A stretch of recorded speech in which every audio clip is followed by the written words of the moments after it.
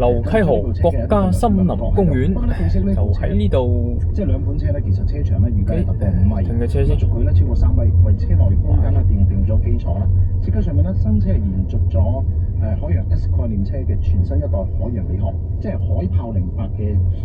姿態同埋線條，展現出咧就係普通，即係我哋嘅轎車，仲要大氣嘅質感。點解話又普通又大氣咁樣咧？即係普通嘅轎車車型即係話你聽係一個轎車嚟嘅，但係咧佢係好大氣嘅。海獅08嘅風格咧就係硬朗簡潔，咁咧兼顧家用嘅實用性咧同埋高端嘅儀式感，將會填補翻咧海洋網嘅大型高端 SUV 呢個平台叫做 SUV 嘅領域嘅空白啦，應該咁講啦。咁細節方面咧，其實呢兩部車咧都係可以睇到咧，搭載咗激光雷達嘅。咁綜合比亞迪咧現有嘅技術儲備嘅話咧，係會推出更加高階嘅一個智駕。官方雖然未公布會完整嘅配置，但係咧可以睇到咧就係以後續會搭載一啲叫做咩兆雅級嘅閃充啦，或者係高階智駕等等比亞迪嘅核心技術嘅。咁其實作為海洋網高端化戰略嘅呢部棋已經係落咗落嚟㗎啦。咁白係雙旗艦推出，標誌住海洋網正式係進軍高端大型車嘅市場，會進一步完善咧佢嘅產品矩陣嘅。目前啦，其實呢兩款嘅車型咧，具體嘅參數、售價等等信息咧，尚未去披露下。但係咧，我覺得咧，呢啲車型咧，肯定要撼動翻，要對比翻，即係攞咗寶馬嘅X5啦嚟同框啦，或者係奔馳 E 級啦，呢一類嘅價格咧，假地都要20多以上啩，我覺得嚇，我個人覺得嘅啫。好，我講咗呢一個咧，就係屬於係新車方面嘅。其實咧，點解要攞呢啲咁嘅車型去對比咧？即係嗰啲豪車 BB 呢啲咁樣係咪？睇睇啦，最近啊，奔馳集團日前公布咗2025年嘅 Q4 以及咧全年交付嘅數據。2025年咧共售出216萬乘用車同埋輕型商務車，咁其中奔馳乘用車2025年第4季度交付咗45.94萬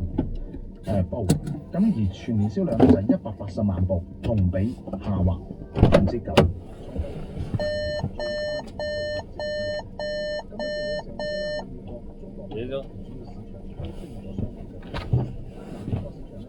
降咗15%。跟住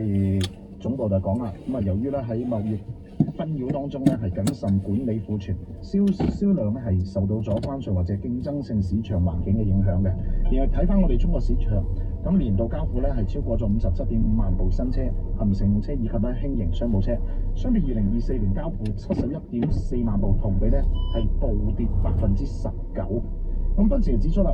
公司喺我哋中國市場面對住豪華車市場嘅結構性波動，以及咧自身產品周期調整等挑戰。雖然喺奔馳2025年嘅全年銷量咧出現咗大幅嘅下滑，但係奔馳表示啦，隨住客戶需求嘅增加，第4季度係今年即係舊年佢所表現出嚟嘅環比增長嘅。事實上咧，奔馳亦都唔係唯一一間喺我哋中國市場銷量下滑嘅豪華車品牌。可以睇翻啦，包括咧寶馬咧近日亦都公布咗個數據嘅，就係咧2025年寶馬係銷售咁同比咧係微增0.5%，而我哋中國市場全年累計銷售咧係62.5萬部，同比下滑咗12.5%，亦都係全球降幅最大嘅單一市場啦。雖然咧下滑嘅原因都未講，不過咧大致都可以猜到㗎啦，就係咧我哋國人咧喺選購車方面。